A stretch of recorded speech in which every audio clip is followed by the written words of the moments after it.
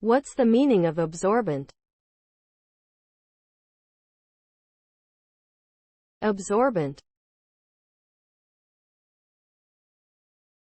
Absorbent. Absorbent. Absorbent. Absorbent.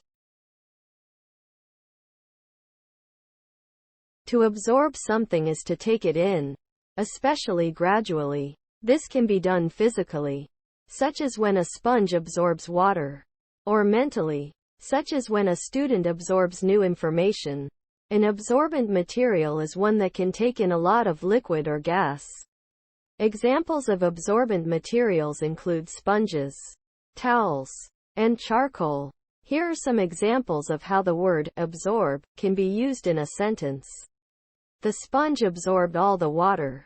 The student absorbed the new information quickly. The company absorbed the costs of the new project. The black hole absorbed the light from the stars. The new employee was quickly absorbed into the company culture.